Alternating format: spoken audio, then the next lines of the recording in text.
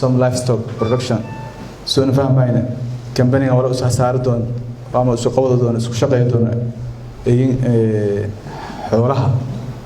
iyo xanaaneyntiyo intaan ku warqabnano company-ga noocan oo kale wali ku shaqeeyaan koow quudinta ama naaxinta xoolaha markii xoolo la isticmaalo karo oo meeleeray bulshada la kanooga karo iyo deersiyan oo bacriminta iyo macnaha naaxinta iyo deersiyan kadibna iyo xoolahaas la gooriyo si bulshada ku faa'iideysto marka alxamdulillah in geedka la helay company ku shaqeeyo production-kii wax soo saarkii hilibkii iyo xoolaha wala xariir ku shaqeeyo nin deegaankan ku helo deedan fayl maadaama deegaanka waxyaabaha ka horeeyo qayb ka ah xoolaha beeraha kalluumaysiga oo deegaankan koonfur galbeed si gaar ah waliba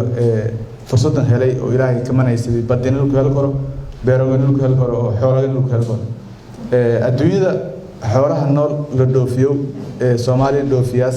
eedan ku faa'iideysan koow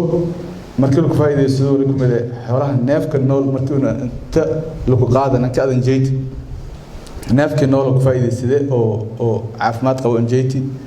markii uu gooray wali ku faa'iideysay maqaashi ku faa'iideysay lafaad ku faa'iideysay ido iyo emeelay gaaso suuliye ku faa'iideysay oosti oo caloolada ka jartay iyo ku faa'iideysay dhamaantii wala dooro ma jiraan adduunyada ونين لفاج ينتك كمان أوستيجوني للجميع اللي راي وإيدن فايدة ولكن الدنيا برودكشن شو ورشدي لين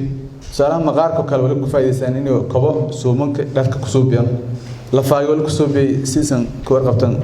ويالته الاستعمال روابك بكريالك يستحمل لك استعماله إدو يو غاسو يو مركي لأرون جلوسيد ولا كسوبيان واستعمالك جرت واستهايتين نفس الشيء ما يجمعها ولا يوثق جريا بعرمنت بيرها الاستعمالها من اللي راي ناف كده مركب ولا جنب جران وانا مركب ولا يوسدي وانه قاعد حدين انت كهلنا ورشد وشغال اسقاط ذكرت iyo company wala si hormari karo wala ni heer kore la faagi wala ni heer kore oo gooni la gado karo oo neefki ya dhowr nooc la gado karo shaleys marka eedan ka faraxsana ganacsatada ee dhalinyarada inay dhiiridan inay suubiyan company wax soo saarka suubiyo deegaankii hormariyo wax soo saarka shaleedii meel raay inuu walaga saaraan dibadda la jeeyay gudaha way ku baahan sida hadda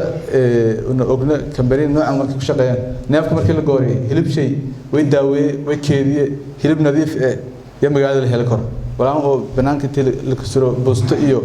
teesay koraan hayne wal nadiif ah raashin nadiif ah ma indhaara hilib nadiif ah la heli karo marka eedan ka dhiirigeliyaan shirkadaha wali ka dhiirigeliyaan hatta hadii heli karo suuq geyn dibadda oo walaan iyo dibadda jeey karo in adduunyada baran walaal iyo hasaaraha dadka deegaankan ku faa'iideeyaan in ka dhiirigeliyaan waana ka farxsan si guud